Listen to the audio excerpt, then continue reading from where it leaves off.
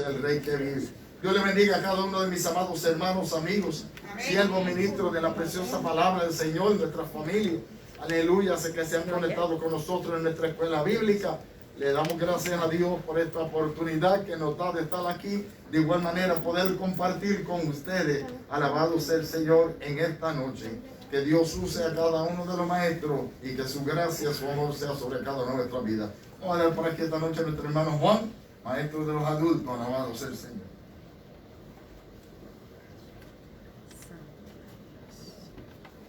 Lindo, Él vive. Podemos adorarlo.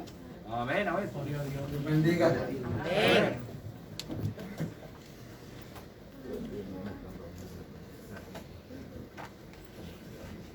Dios bendiga más. Amén. Gloria a tu Pon la nombre, computadora para donde ti. Y el clicker ya está puesto. Santo, tú eres Dios. Tienes que prender el clicker.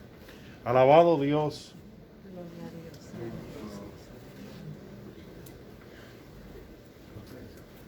Santo tú eres Dios, te adoramos Dios, aleluya. Gloria a Dios. Tú eres bueno, Señor, para siempre es tu misericordia. Santo eres Dios. Santo, santo. Hoy tenemos la clase número 15 con el título Escogidos para servir. Gloria a Dios. La base bíblica se encuentra en el libro de Timoteo, primer libro de Timoteo, capítulo 1, versos del 12 al 20. Gloria a Jesús.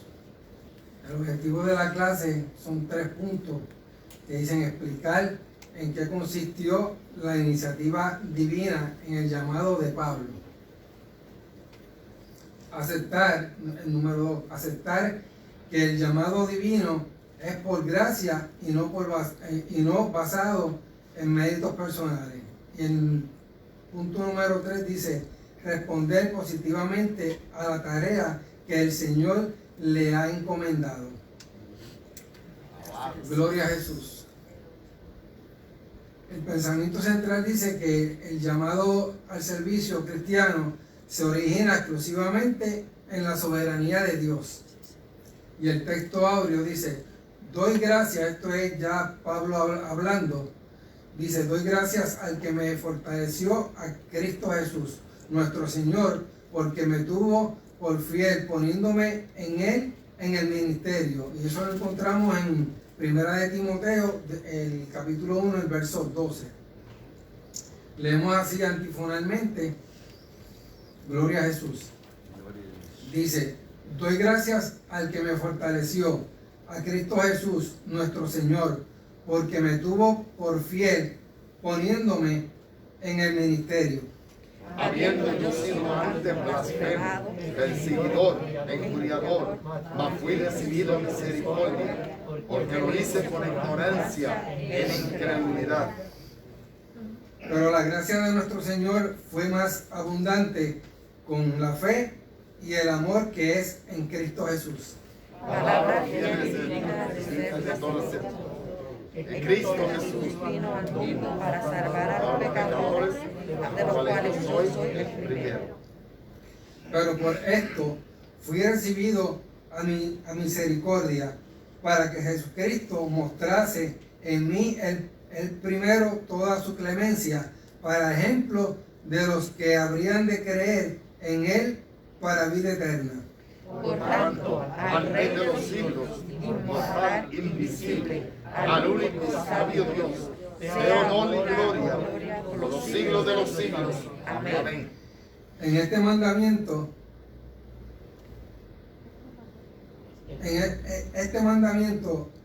hijo Timoteo, te encargo para que conforme a las profecías que se hicieron antes en cuanto a ti, milites por ella la buena milicia. Manteniendo la fe y la buena conciencia, desechando a los cuales naufragaron.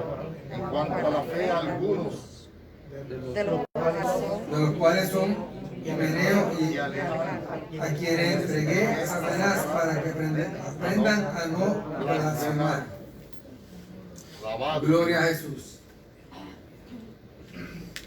Dice que con frecuencia el apóstol Pablo hizo referencia a un llamado ministerial. Y en el libro de los Hechos hay 3 pasajes que hablan de su conversión y selección divina al servicio cristiano. Eso lo encontramos en Hechos.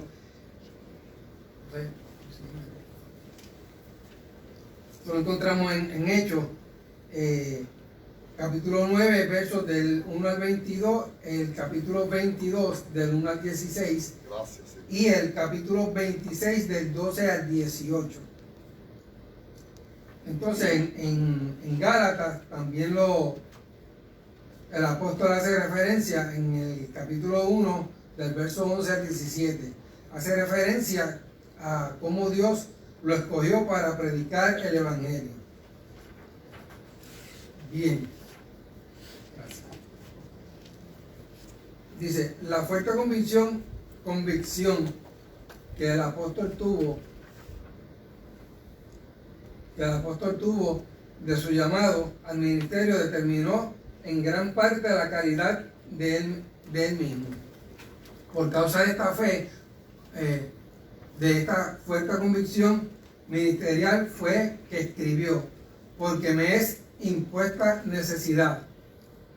Y ay de mí si no anunciare el evangelio, por lo cual si lo hago de buena voluntad, recompensa tendré. Pero si de mala voluntad, la comisión me ha sido encomendada. Aquí Pablo hace énfasis y hace ver que según Dios lo llamó, Dios lo llamó con el propósito de que llevara el evangelio.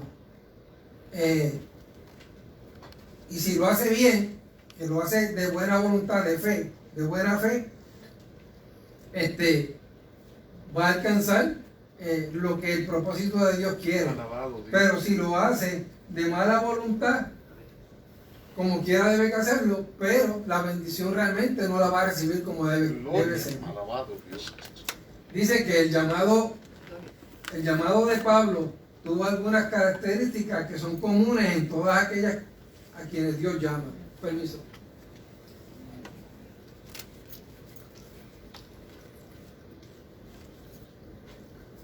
Al servicio divino.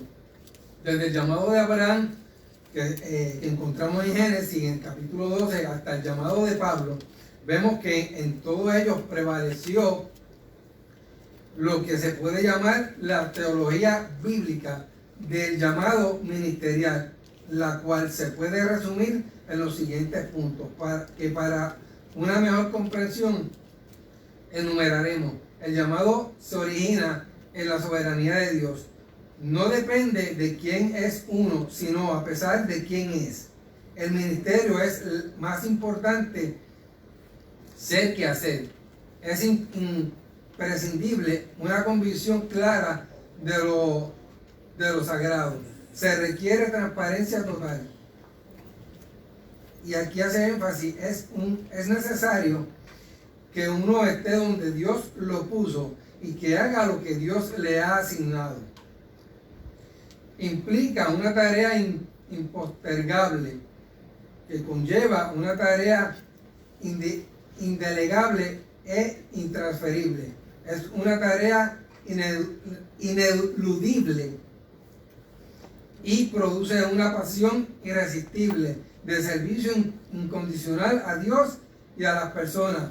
Amado, aquí básicamente el Señor, cuando le hace el llamado a una persona, le va a dar una tarea y no va a poder, o sea, no es preferible que usted transfiera esa tarea que el Señor le ha encomendado, porque es imposible. Aunque usted no lo quiera y usted no lo haga, le pertenece a usted, es su responsabilidad. En la primera parte dice que la iniciativa divina en el llamado de Pablo. Entonces, Cuando hablamos del ministerio, en griego, dice diaconía, que literalmente significa servicio del ministerio. No es una profesión clerical, sino una posición de servicio. Amado, entiendo que esto queda claro. Esto no es una cosa de que porque usted se otorgue un título, usted se va a agarrar de ese título y no va a hacer nada más que no sea ese título. Porque no importa el título que usted tenga, usted tiene que servir, porque para eso realmente fue que vino Cristo. Eso es. Y eso fue lo que el Señor nos enseñó. No importando cuán grande, cuán pequeño, usted vino a servir y Dios lo llamó para que sirviera. Gloria a Jesús. En Lucas, capítulo 19, del verso 12 al 27, encontramos la parábola de Cristo. Ok, en esta parte de aquí hay dos parábolas, tanto en Lucas como en Mateo, que es el capítulo 25, del verso 14 al 30, donde habla de que unas personas le dieron un encargo a los servidores que ellos tenían.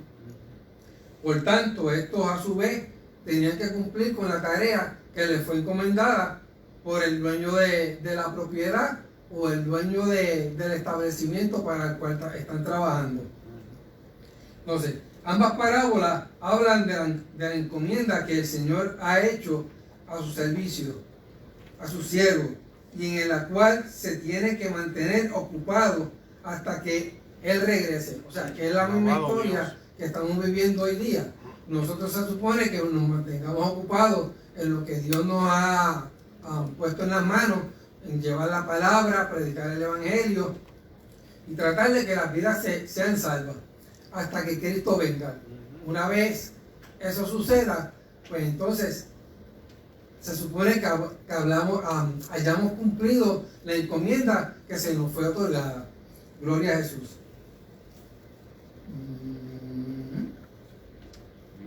El apóstol Pablo tenía que proclamar el mensaje de salvación en Cristo.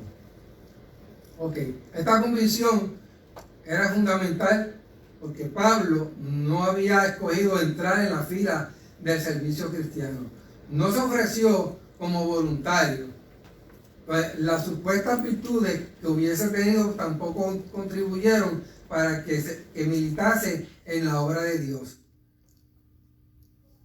Entonces, era en este caso, en el libro de Hechos de los Apóstoles, narra el siguiente punto, dando características a cómo era Pablo antes de venir a los pies de Cristo.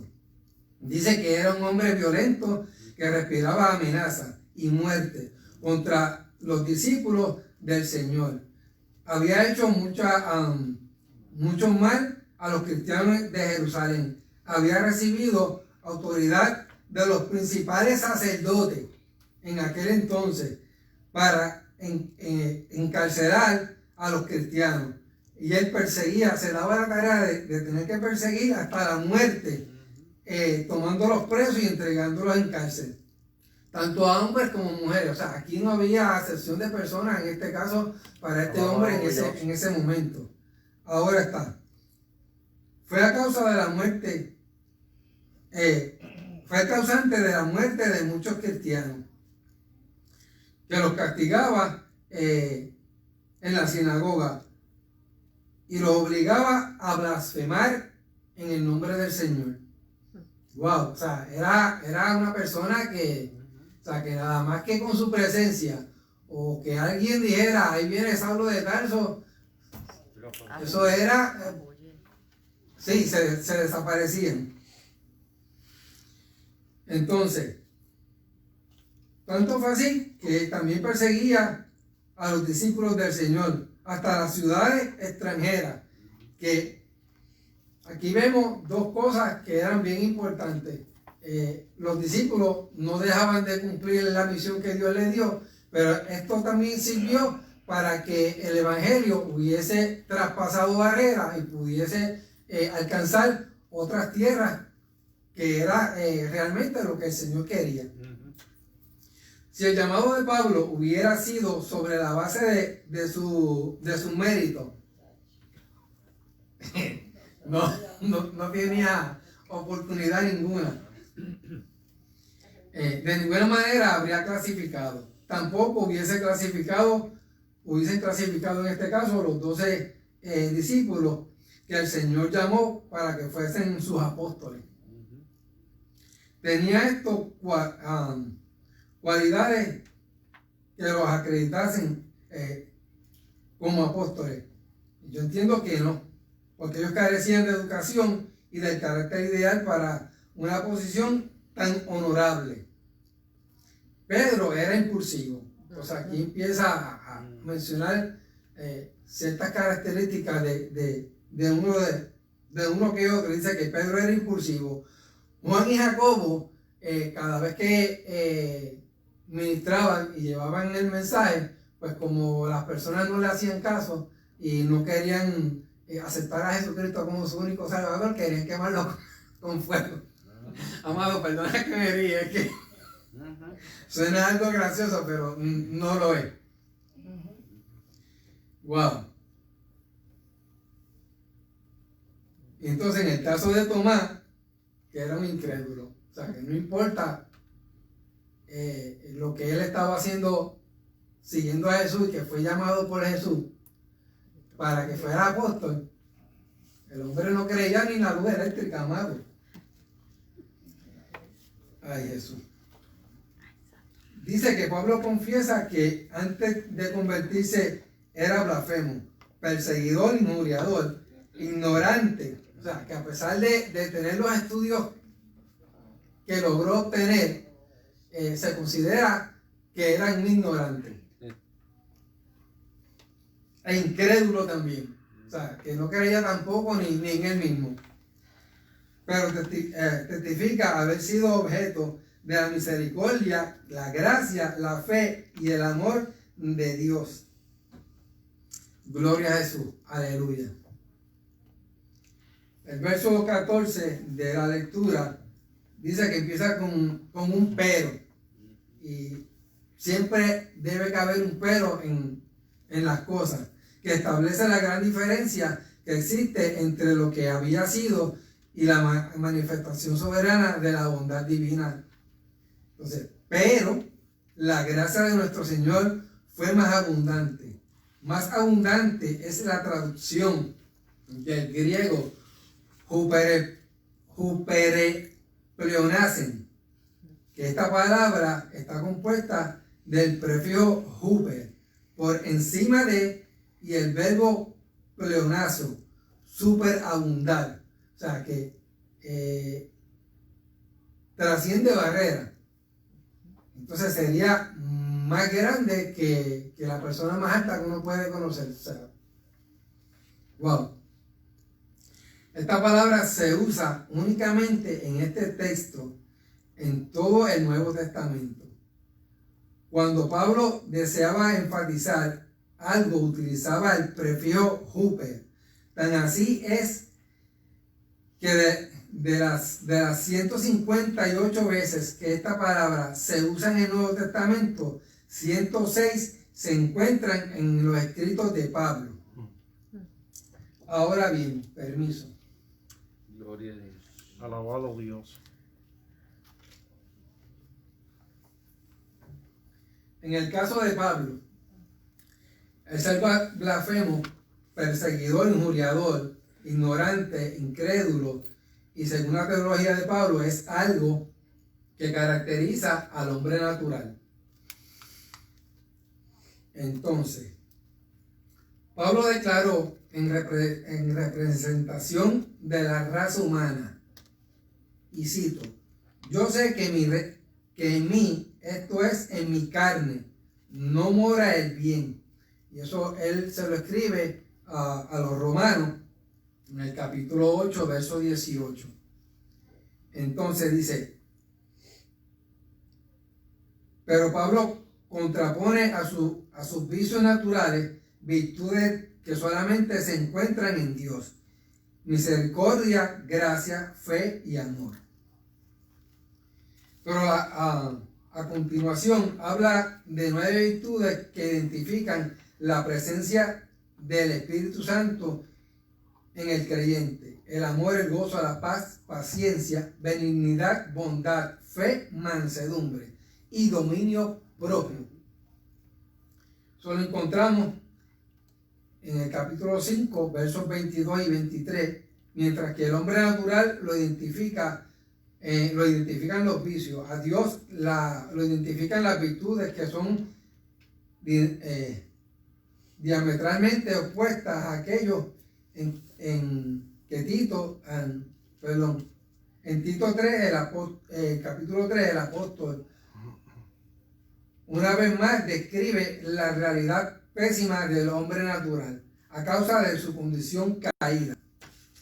Bien, entonces, en la segunda parte dice: un mensaje fiel que todos deben conocer. Entonces dice que la palabra fiel, Pablo utiliza esta expresión 5 veces en las cartas pastorales, porque básicamente estamos hablando de que lo que son los libros de Timoteo y el libro de Tito son cartas pastorales. Pastora, ¿usted debe que decir algo? No. Ok.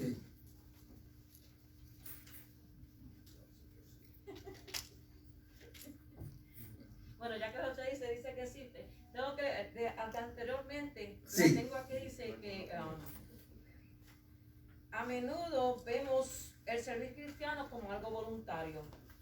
Sin embargo, como cristianos, en lo que se refiere a Jesús y a la iglesia, no somos voluntarios, somos esclavos, somos siervos de Jesús, y la fidelidad es algo que se espera de tales servidores.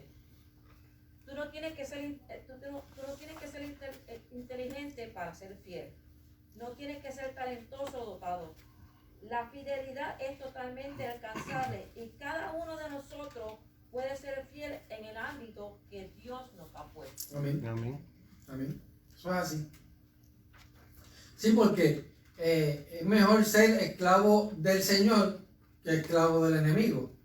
Porque el enemigo, con mejor que usted o yo, hagamos lo que Él nos pide que haga o nos obliga. Y uno no se voluntaria para servir al Señor. Exacto.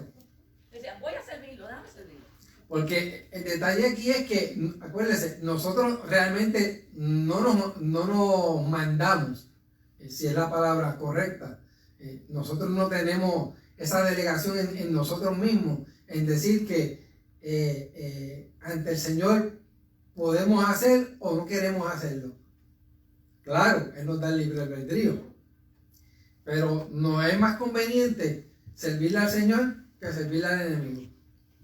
Gracias, pastora. La palabra fiel. Pablo utiliza esta expresión 5 veces en las cartas pastorales. Por tanto, al Rey de los siglos, este verso contiene lo que se conoce como una doxología, que viene siendo una expresión de alabanza y gratitud a Dios. Otra doxología en los escritos de Pablo la encontramos en el libro de Romanos, en el capítulo 11, verso 36, el verso 16, verso 37, el capítulo 16, verso 27, en Gálatas 1:5 y en Efesios 3:21 y Filipenses 4:20 y Primera de Timoteo 6:16. El Evangelio no es un mensaje que se preste para sospechas y dudas. Se puede depender de él con toda confianza, por la sencilla razón que procede de Dios acerca de la fidelidad de la palabra de Dios. Se puede citar estos textos como: secase la hierba y se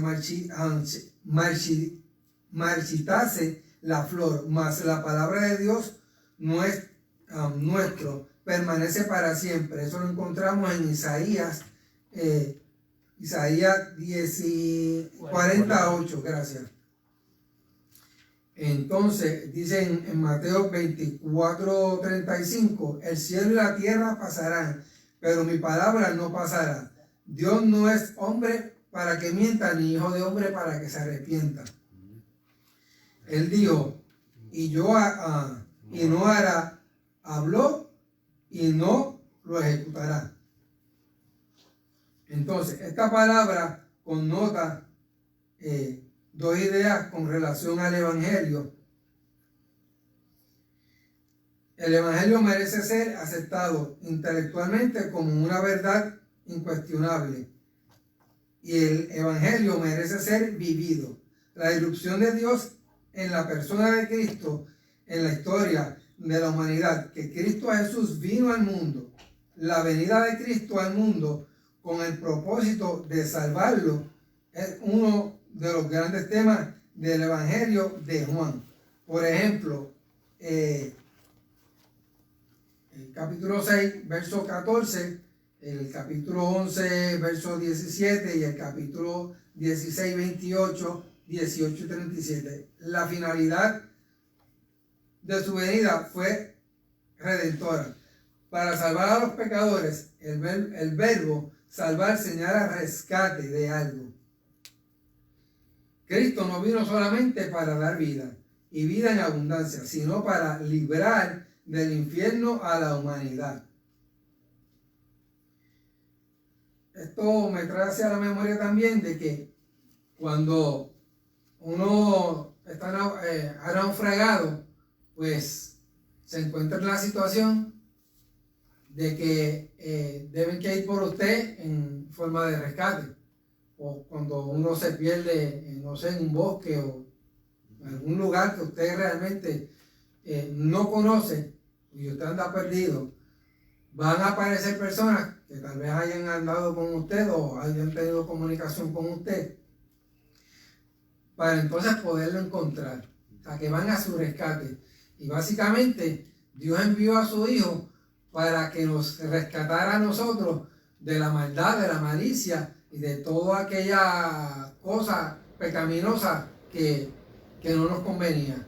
Pero, como dije anteriormente, también nos dio el libre albedrío para que nosotros entonces realmente decidamos qué vamos a hacer. Si queremos ser rescatados por Jesús, que murió en la cruz y derramó la sangre preciosa para el perdón y la salvación de nuestras vidas, o simplemente seguimos nuestra vida campante y rampante, sin hacerle caso a lo que Dios realmente desea para nosotros. Alabado Aleluya. Bendito Jesús. Ok.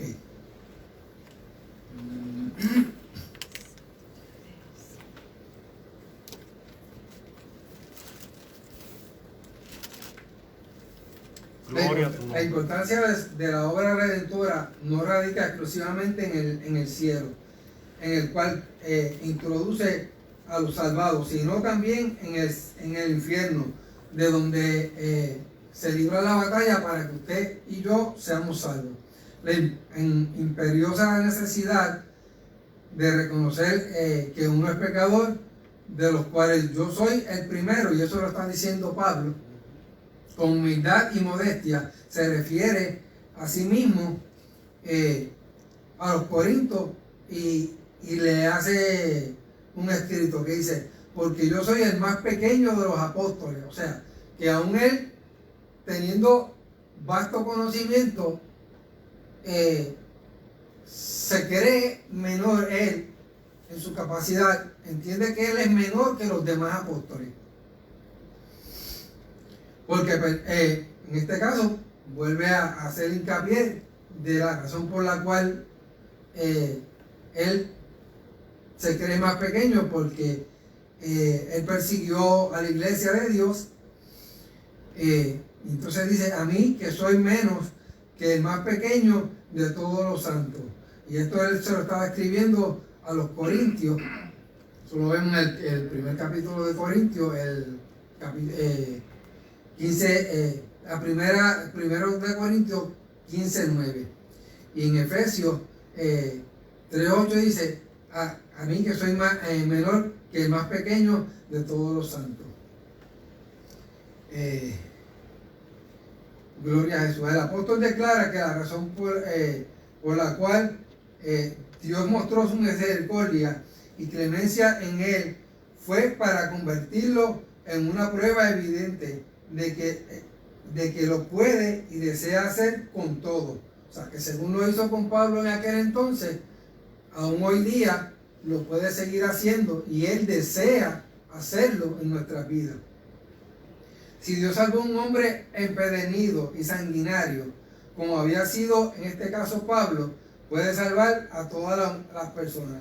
Es así que Pablo dice, para ejemplo, la palabra ejemplo que se usa aquí en griego es hupo.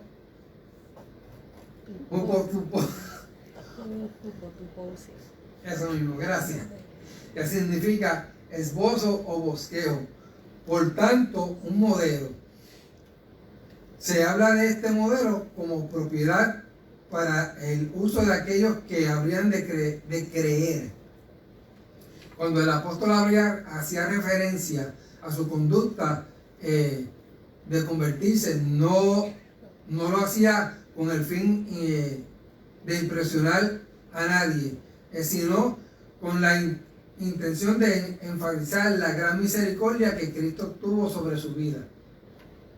Hay personas que encuentran placer en contar todo lo que hacían de inconversos. Esto es cuando los llaman y dan testimonio y no sé, y toman el micrófono y porque yo hacía y yo decía y él hacía y él hacía, pues como que llega al punto donde realmente no edifica las almas que lo están escuchando. Gloria a Jesús. Exageran. Sí, en ocasiones ellos exageran, exacto. Y además de todo, no se está dando gloria al Señor. No, porque se están vanagloriando ellos mismos. Y alabarse lo que le están dando de crédito al diablo. El Señor lo reprenda. Y la gloria y la honra le pertenece al Señor. Amén. Qué triste, pero a veces pues es por falta de enseñanza, de conocimiento.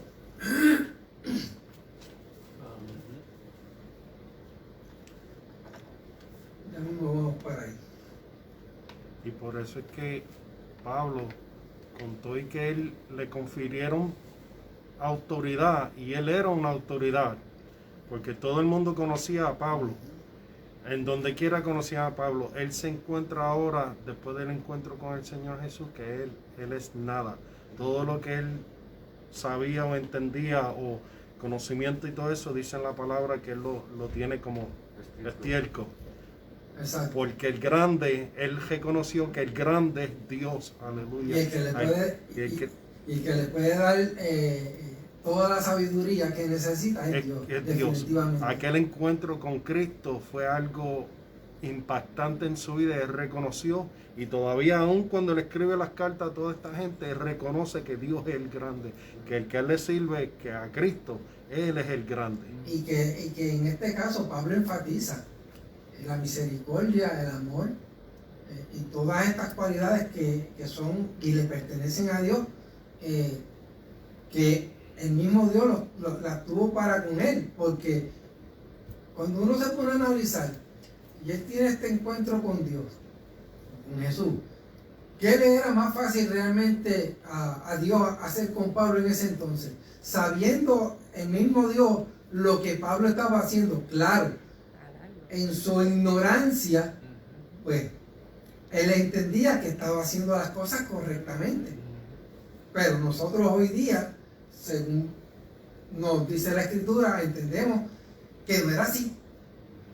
Que cómo era posible de que una persona, teniendo el conocimiento y que leía la misma Escritura que leían en la sinagoga, los otros cristianos, cómo era posible que entonces él se fuera por encima de ciertas autoridades, aunque hubieron autoridades que le dieron carta, o sea, que te estoy dando la potestad de que tú hagas tal o cual cosa, no importando qué, para que tú lo elimines, o sea, sí. Ahí es que está la diferencia. Él era un religioso, o sea, él estaba siguiendo una religión, una base, un conocimiento religioso, no estaba siguiendo lo que decía los escritos porque tenía una relación con Dios, sino era religión. Y hoy mismo en día lo seguimos viendo, que hay muchos fanáticos que siguen la religión y no tienen una relación con el Señor.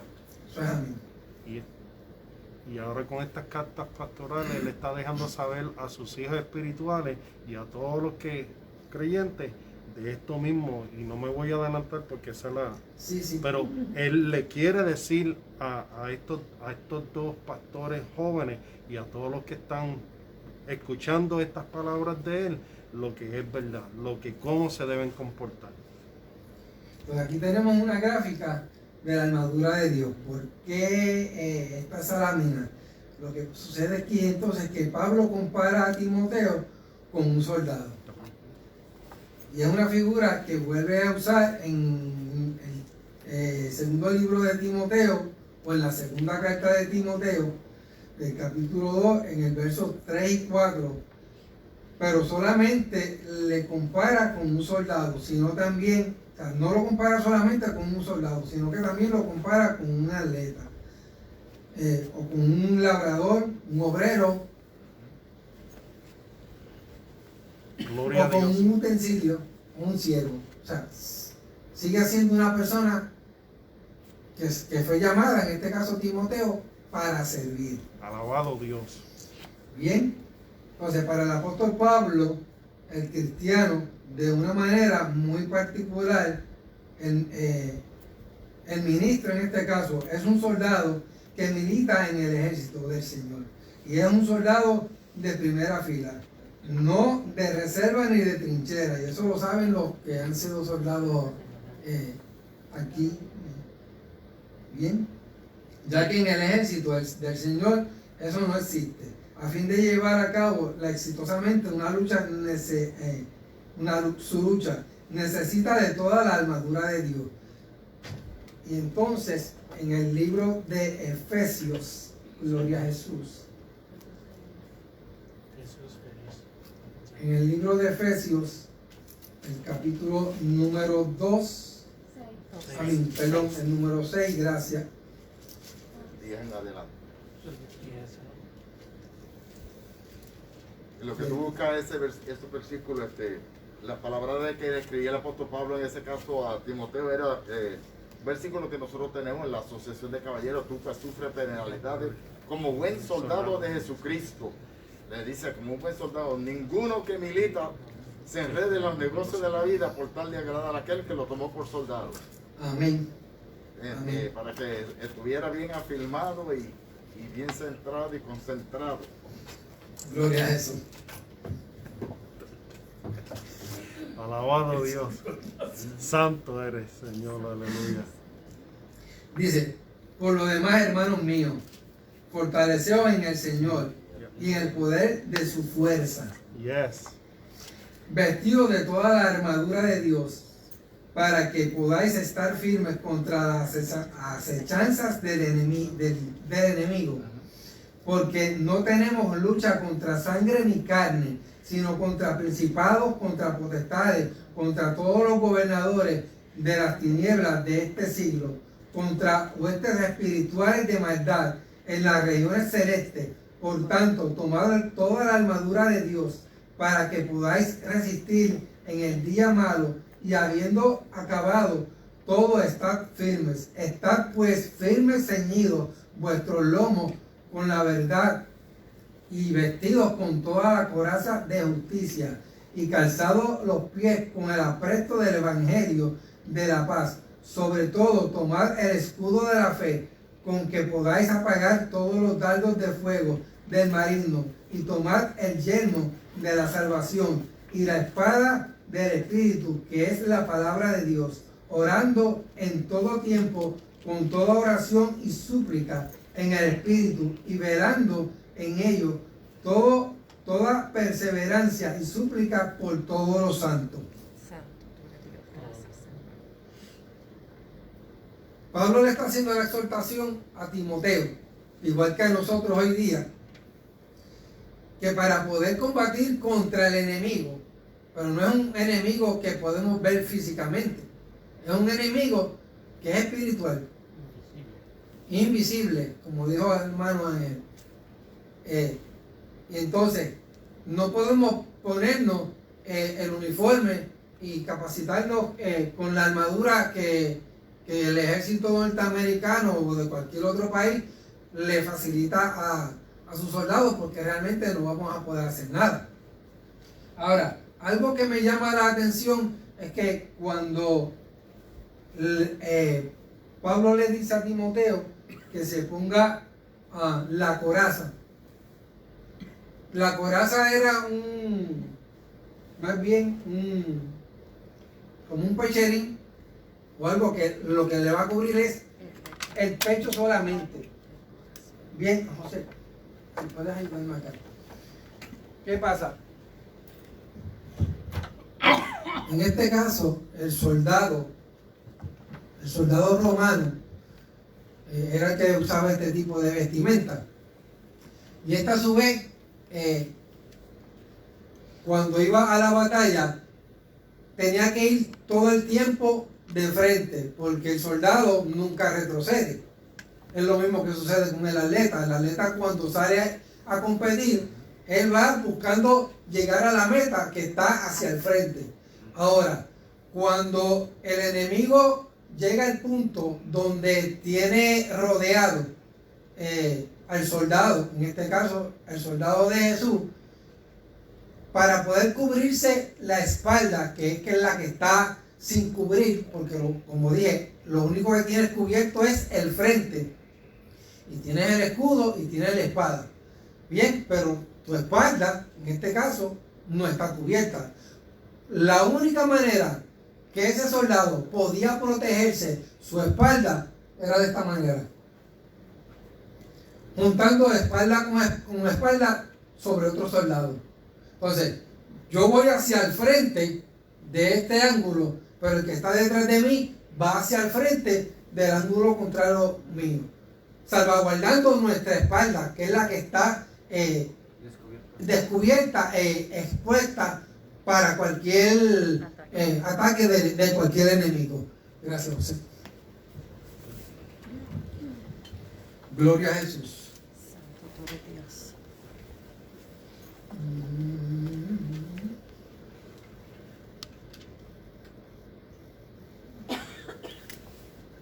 Dice que esta armadura, como se puede notar en este pasaje, consta de armas ofensivas y defensivas que solamente protegen el frente del cristiano y no su espalda. Ok, la exhortación de Pablo al mantener constantemente la fe y la buena conciencia indican dos cosas. La fe y la buena conciencia son como un escudo que en el cristiano siempre debe portar. Quien no mantiene la fe cristiana en alto y una buena conciencia necesariamente naufraga. La otra idea es confiando siempre en lo que el Señor nos ha prometido. La exhortación es a tener confianza en aquel que lo había llamado al ministerio, pero en cualquier de los dos casos la fe no funciona si no hay limpieza de conciencia. Bien, en esta otra foto vemos cómo este soldado tiene su escudo en una posición hacia arriba, y se puede apreciar, no sé si lo pueden apreciar, que está recibiendo una flecha con fuego. Podríamos decir que serían los dardos del enemigo, que viene a arrasar con la fe de este soldado. Lo mismo nos sucede hoy en día. Nos vienen situaciones difíciles a nuestra vida, pero el enemigo también se aprovecha de esas circunstancias para que nuestra fe mengue y para que desistamos de seguir batallando en contra de él para poder llegar a la meta y alcanzar la salvación de nuestras vidas. Gloria a Jesús. Se ha dicho que la conciencia no es otra cosa que la voz de Dios hablando dentro de uno. O sea, hay ocasiones donde uno está meditando y de momento usted escucha una voz audible y usted tal vez piensa que es su esposa, su hijo, su nieto, el vecino que lo está llamando o que está queriendo decirle algo, pero cuando usted realmente cae en cuenta, es el mismo espíritu del Señor que está tratando de comunicarse, de hablar con usted, de darle el mensaje que usted necesita tal vez en ese momento, máxime si está batallando con ciertas situaciones, ya sea de salud, de trabajo. Mencionarlo usted mismo y usted dirá si es o no es, y Dios llega a un punto donde le va a estar hablando a usted. Lo que sucede aquí es que en muchas ocasiones no pensamos que Dios nos puede hablar audiblemente y no le damos la importancia que realmente necesita. Gloria a Jesús. El apóstol, para corroborar su punto, cita el caso de dos apóstatas en este caso, Himeneo y Alejandro. Estos dos personajes, ellos conocieron la verdad, pero se apartaron. Y no es que habían aparentado estar en la verdad. O sea, no era que ellos decían, no, yo me parece que creo, que he escuchado del Evangelio, porque no es así, ¿sabes? Ellos estuvieron ahí, ellos eran creyentes y por la razón que sea, se apartaron. Entonces, a esto Pablo llama naufragio. O sea, ellos hicieron su naufragio en la fe, se retiraron, se apartaron del Señor y lamentablemente no pueden decir que no tenían el conocimiento, porque sí estaban conscientes de que conocían de la palabra. Gloria a Jesús. Como se indicó en las definiciones y etimología, la palabra naufragio es el idioma griego que significa un barco que se quebró en pedazos. Así lamentablemente es la vida de aquel soldado o de aquella persona que le sirve al Señor y por alguna razón se aparta y naufraga como el barco y se rompe. Está sin rumbo. Gracias, amada. Se ha dicho que la conciencia no es otra cosa que la voz de Dios, hablando dentro de uno. Pero la conciencia se puede encallecer por la repetición de los malos pensamientos y las malas obras. Entonces, Pablo, por esto, Pablo le dice a los gentiles que su necio corazón fue entenebrecido. Eso lo encontramos en Romanos capítulo 1, verso 21. En otras palabras, que perdieron toda conciencia del bien y del mal. Por tanto, solamente cuando se mantiene la fe, se puede tener una buena conciencia.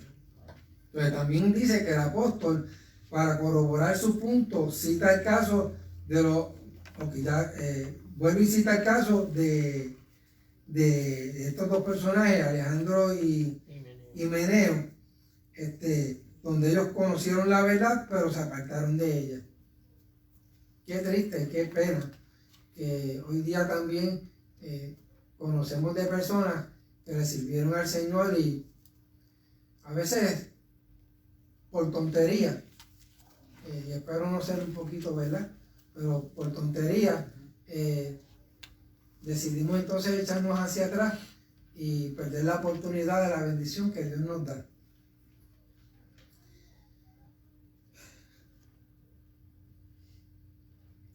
Como se indicó en definiciones de etimología, la palabra naufragio es el idioma griego que significa barco que se quebró en pedazos.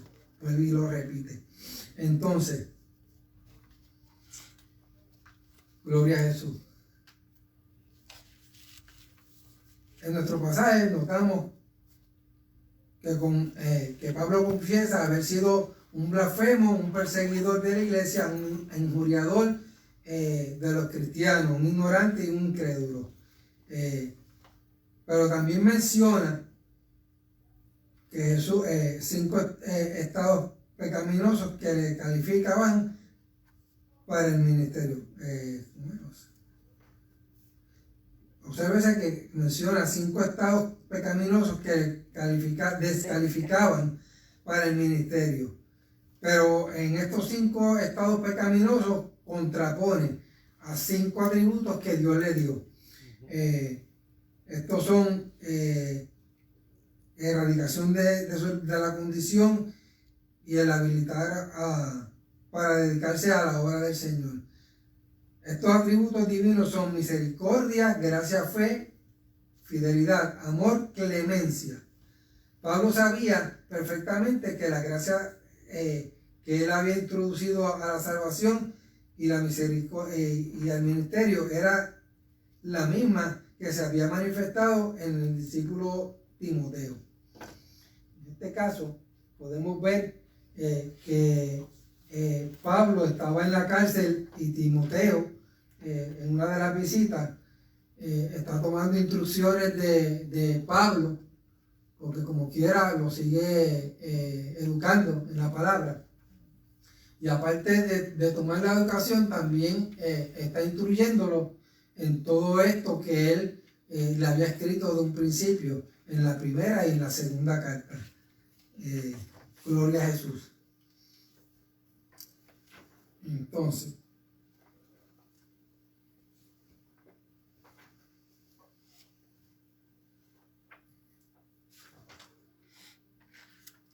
la fe puede ser una referencia a la verdad cristiana o una confianza en las promesas del Señor. Limpia conciencia viene siendo la transparencia total que Dios espera de quienes le sirven. Quien menosprecia la fe y no se interesa en mantener una limpia conciencia naufraga, como había sido el caso de Himeneo y Alejandro, y también de Fileto. O sea que aparte de estos 2 caballeros, apareció un tercer personaje llamado Fileto, que también lo mencionan más tarde, que tomó la misma postura de estos 2, que habiendo tenido la verdad en su mano y en su corazón, decidió dar marcha atrás. Wow, increíble. Las preguntas y respuestas. ¿De qué nos hablan las 2 parábolas de Jesús registradas en Lucas 19:12 al 27 y en Mateo 25 del 14 al 30? Arlene.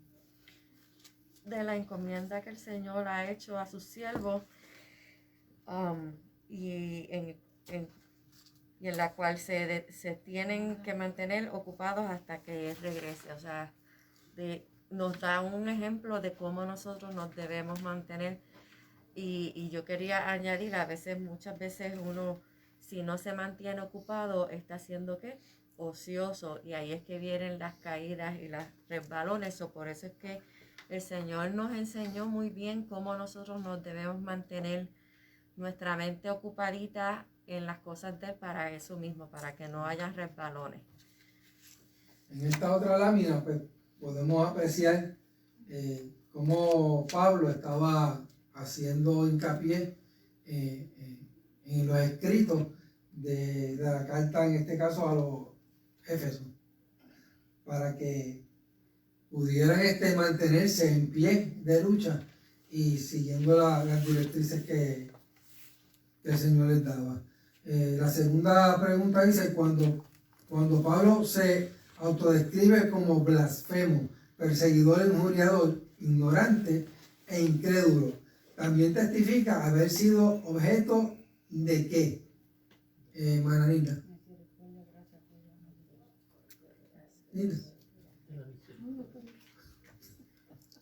Perdón, de la misericordia. De la misericordia, gloria a Jesús. En la tercera pregunta dice, en el libro en 1 de Timoteo 1:15, Pablo trata de 5 puntos fundamentales de la fe cristiana. ¿Cuál es el quinto, hermano Francisco? La imperiosa necesidad de reconocer que uno es pecador. Amén. Cristian, esta es para ti. ¿Qué necesita el soldado para llevar a cabo su lucha exitosamente según Efesios 6:11? Ella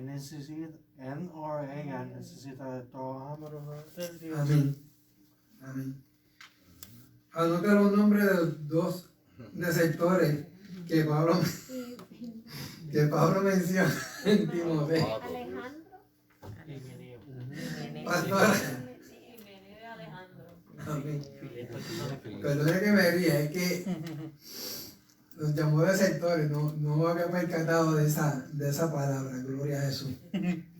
Bueno, ya hasta aquí mi parte, vamos a pasar la parte al pastor y para la próxima clase dice un ministerio de oración. Esperamos que puedan llegar hasta la casa del Señor y gozarse, amado. Dios les bendiga.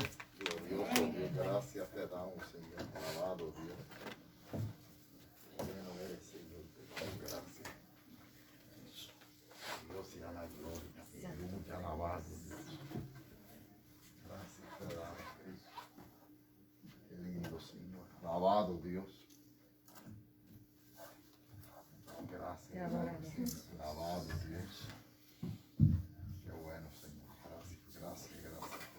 Bendito tu nombre, Jesús. Alabado Dios, aleluya. Gloria a Jesús. Rey que vive sea la gloria. Gracias, tu Señor. nombre, Jesús. Por tu misericordia y tu fidelidad, Señor. Alabado Dios. Gracias, Señor. Bendito tu Alabado nombre. Dios. Alabado Dios. Glorioso el Dios, damos gracias al Señor, al hermano Juan. Alabado Dios por el esfuerzo. Alabado sea el Señor de presentarnos esta lección, un estudio precioso. Alabado Dios a cada uno de nuestros hermanos, amigos y familia. Alabado Dios, que la gracia de nuestro Señor sea sobre cada una de nuestras vidas. Le invitamos para que compartan con nosotros nuevamente el jueves a las 7 de la noche. Tenemos el servicio evangelístico a cargo de la sociedad de lo más grande de esta congregación. Sí. De los niños. Alabado sea el Aleluya. Señor. Espero que los padres traigan a los niños a la casa del Señor. Amados, alabado sea el Señor. Se ve tan feo y triste que los pastores digan, por favor, traigan a los niños. Usted sabe cuál es su responsabilidad. Primeramente ante Dios. Alabado sea el Señor. Instruye al niño en su camino y cuando fuera viejo no se apartará de él. Alabado Dios. Que Dios le continúe bendiciendo. Alabado sea el Señor.